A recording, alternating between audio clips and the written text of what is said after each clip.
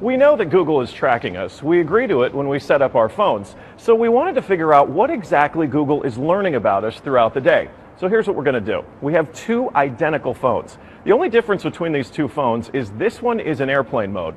Both of the phones lack a SIM card, and they haven't been set up to access any Wi-Fi networks. So for all intents and purposes, these phones have no connection to a data network. We're going to keep them with us throughout the day. And while I travel around DC, we're going to figure out just what Google is finding out about me. Our first stop, Sim's convenience store, just outside our Fox bureau, for a quick coffee. From there, we took a walk to the Capitol and took a quick walk around the Senate office buildings, and then decided to hop in a car and head around town. Hello. We're going to the Children's Hospital, please. To run our test, we had to do more than walk the block, so we took a tour around our nation's capital. First, due north to the Children's National Medical Center Hospital, then west to St. Albans School and the National Cathedral. Our tour around town was a 14-mile journey that lasted more than an hour. The entire time, the phones had no access to the internet. Oh my goodness. Not a Wi-Fi connection and not any cellular data service. It almost seemed quaint to assume that Google wouldn't even be able to collect data on me. Let's head back to the bureau, my friend.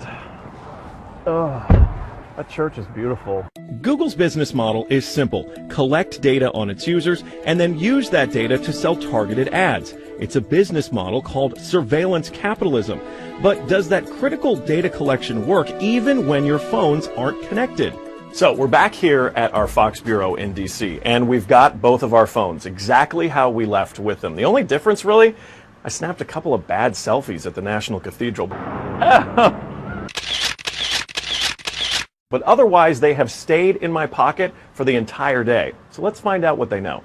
This is our man-in-the-middle device. It's basically a Wi-Fi network that these phones are going to connect to once we turn their Wi-Fi on. It's going to pass data through it on the way to Google. But on the way, we're actually going to get a copy of the same data that Google's going to get. We'll be able to decrypt it and then find out where we've been throughout the day. Within minutes, the numbers rolled in. The phone that wasn't on airplane mode registered more than 100 locations, 130 activities, and even 152 barometric readings. As soon as it hooked up to our Wi-Fi, it transmitted 300 kilobytes of data straight to Google.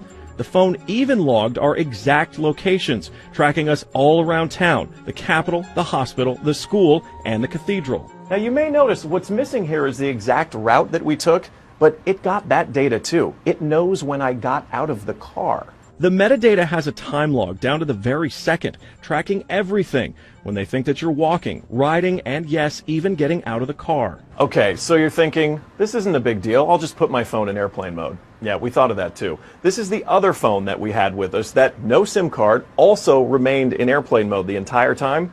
Let's see what kind of data it captured. The phone with airplane mode activated actually logged more locations and activities than the other phone, and it also transferred hundreds of kilobytes of data to Google as soon as it was activated. The only thing that's missing from this map is our stop at the Children's Hospital, but it still knows we were there. There it is. Exiting vehicle, 100% accuracy. Through complicated user agreements and free software, Google gets users to sign away their privacy for nothing. They're even following you in the places that most people would expect total privacy: government buildings, a children's hospital, a private school, a church.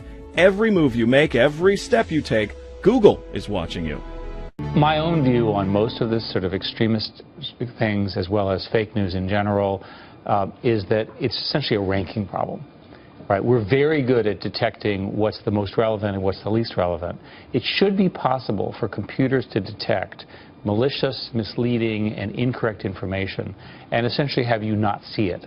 We're not arguing for censorship. We're arguing just take it off the page, right? Put it somewhere else. Make it harder to find. But that's the thing. People are feeling that it is harder to find. Well, but that will get fixed.